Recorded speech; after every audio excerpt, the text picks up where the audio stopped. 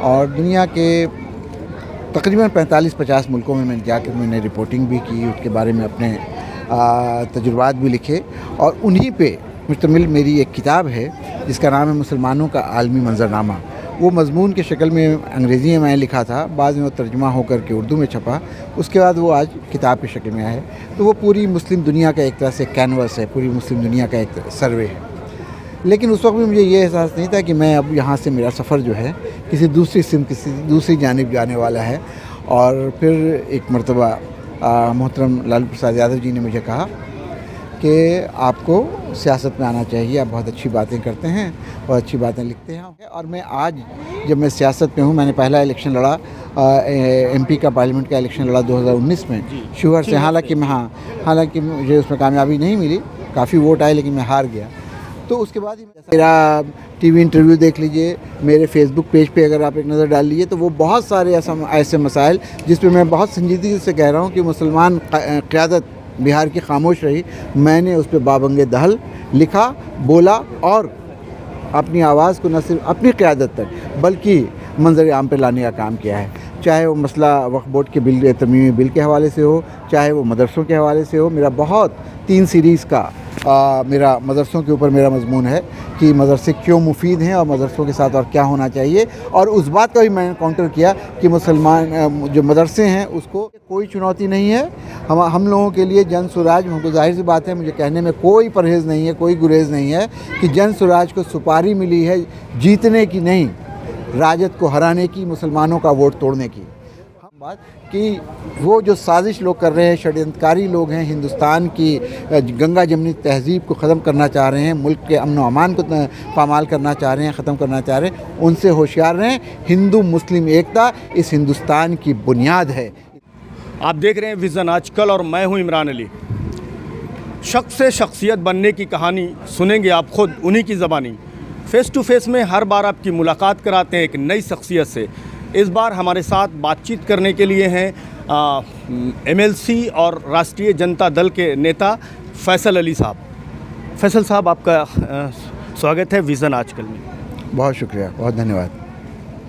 आप सहाफ़त से शुरुआत किया, टीचिंग में भी गए, राजनीति में एक मुकाम हासिल किया, क्या सफ़र रहा आपका ये? बहुत ही दिलचस्प रहा। मैंने जब तालीम हासिल की तो अंग्रेज़ी अदब का मैं तालिब इल्म था। अंग्रेज़ी में मैंने MA किया, फिर मैंने MBA किया, बाद में वकालत की भी डिग्री हासिल की।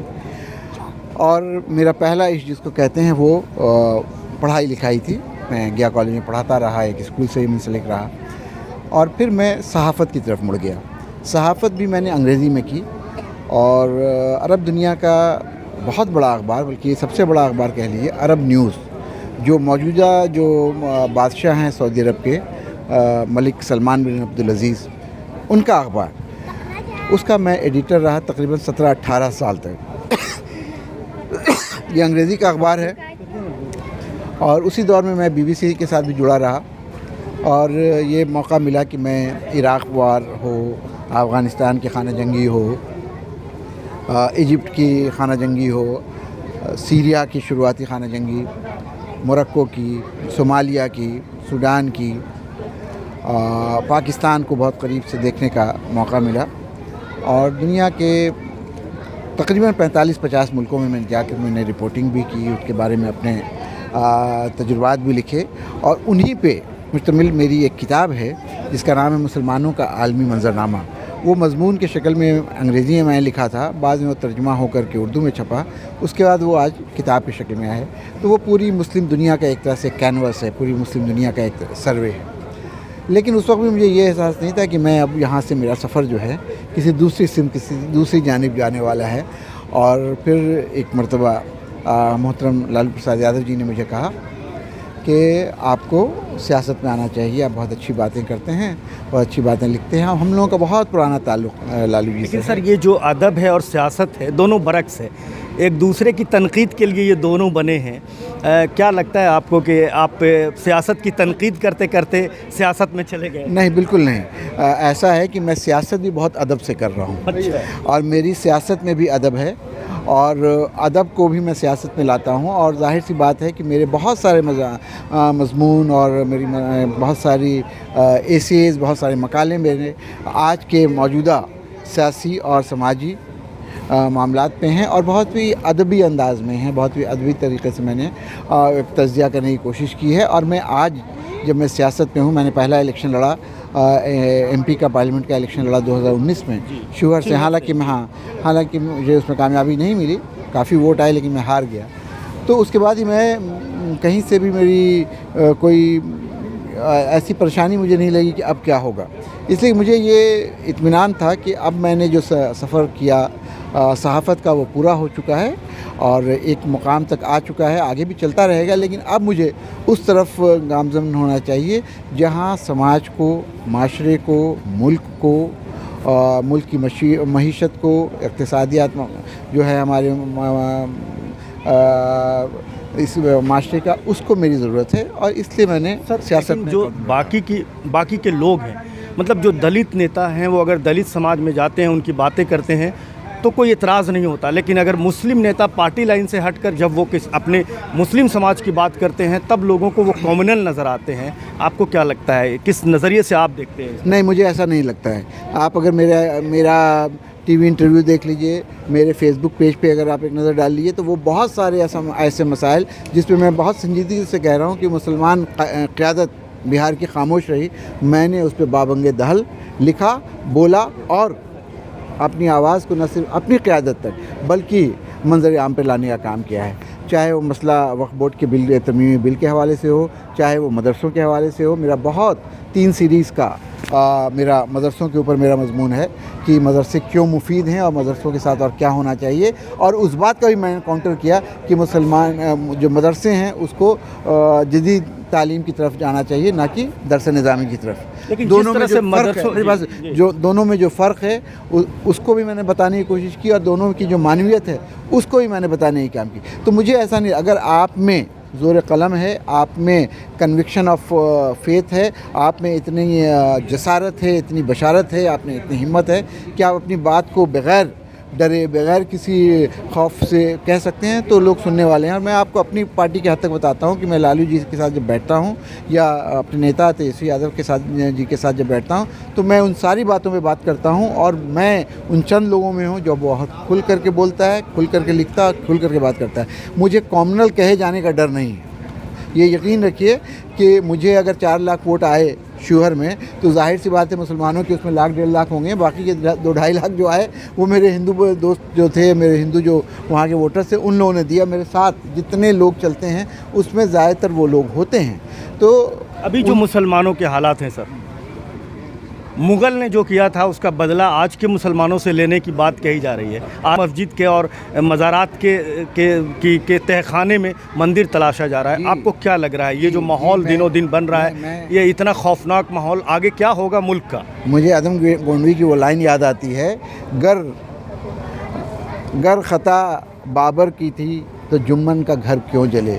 अगर बाबर ने कोई ख़ता की थी नहीं की थी, वो भी एक डिबेटेबल चीज़ है। लेकिन अगर बाबर ने कोई गलती की थी और कोई जुल्म और सितम किया था, तो उसकी गलती आज 8वीं 10वीं 9वीं पीढ़ी क्यों उसका खामियाजा भुगतेगा भाई। दूसरी बात यह है कि पूरी दुनिया जब ज़मीन के अंदर खनिज पदार्थ तलाश रही है, मिनरल्स ढूंढ रही है। मैं कल पढ़ रहा था कि सऊदी अरब में लिथियम का ख़जाना मिल गया। वो अपने यहाँ खुदाई कर रहे थे, उनके यहाँ दुनिया का सबसे बड़ा तेल का भंडार है, उनके यहाँ दुनिया की सबसे बड़ी सोने की खान निकली। और अभी कल मैं देख रहा था कि वो खुदाई कर रहे हैं तो वहाँ लिथियम निकल गई, जिससे आपको मालूम होगा कि आजकल जो गाड़ियाँ चल रही हैं वो लिथियम बैटरी पे चल रही हैं। इतना बड़ा ख़जाना निकल गया। और जैसा हमारे नेता तेजस्वी यादव ने कहा कि इस मुल्क के तीनों सेना चीफ कौन हैं, तीनों हिंदू हैं। इस मुल्क का प्राइम मिनिस्टर कौन है, वो हिंदू है। इस मुल्क का प्रेसिडेंट कौन है, वो हिंदू है।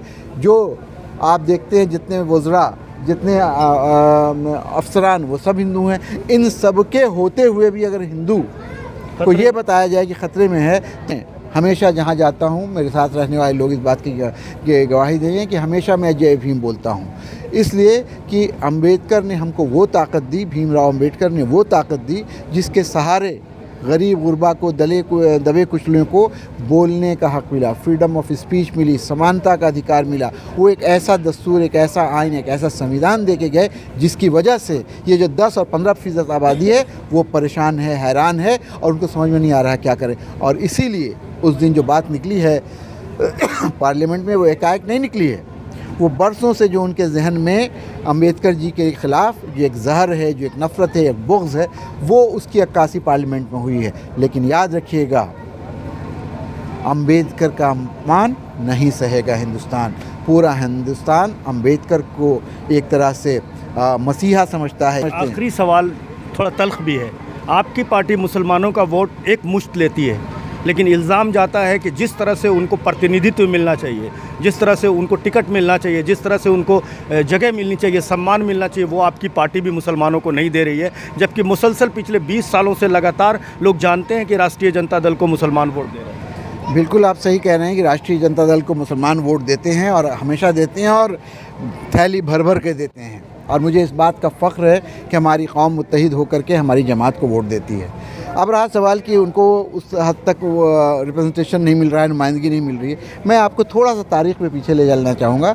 लालू जी की कैबिनेट याद कीजिए, 12 वज़रा मुसलमान होते थे, 12 वज़ीर, 12 मंत्री मुसलमान होते थे। यही तो लोग कह रहे हैं कि लालू जी वाले तेजस्वी नहीं है, वो राजद नहीं है जो लालू जी के समय का राजद था। मैं अपनी बात मुकम्मल कर लूँ।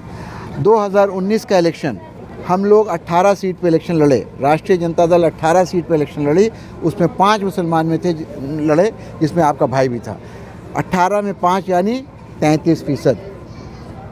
हमारे आबादी कितनी है? 17%, यानी कि दुगनी नुमाइंदगी 2019 के इलेक्शन में दिया था।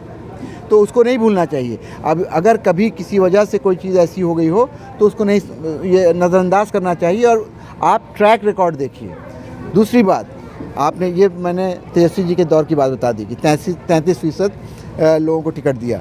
अभी बिहार में 4 काउंसिल की सीट खाली हुई, उसमें 2 मुसलमान गए, अब्दुल बारी सिद्दीकी और आपका भाई फैसल अली, 50% की हिस्सेदारी।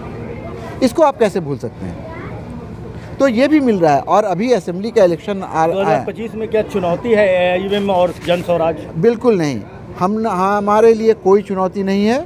हम लोगों के लिए जन स्वराज, हमको जाहिर सी बात है, मुझे कहने में कोई परहेज़ नहीं है, कोई गुरेज नहीं है कि जन स्वराज को सुपारी मिली है जीतने की नहीं, राजद को हराने की, मुसलमानों का वोट तोड़ने की। हम आपके हवाले से मुसलमानों से, अपने भाइयों से, यादवों से और जो पिछड़े दलित तबका है उससे ये गुजारिश करेंगे कि आप समझ लीजिए कि वो एक सुपारी किलर हैं। वो सुपारी लेके आए हैं आपको वोट तोड़ने। और तो उनसे होशियार, खबरदार। जिस तरह से आप राष्ट्रीय जनता दल के साथ खड़े हैं उसी तरह से एक जहदी के साथ 2025 में आप उनके साथ खड़े रहिए और अपना वोट दे करके भाई तेजस्वी यादव को इस सूबे का वज़ीर आला बनाइए, चीफ मिनिस्टर बनाइए। सर आपका देखिए, सबसे पहले चूँकि इल्म के मरकज़ में हैं, इल्म के एक ऐसी जगह बैठे हैं जो तालीम की दरसगाह है, तो सबसे बड़ी बात तो अपने कौम से ये कहना चाहूँगा कि तालीम की तरफ रुजू करें, पढ़ाई की तरफ, शिक्षा की तरफ ध्यान दें।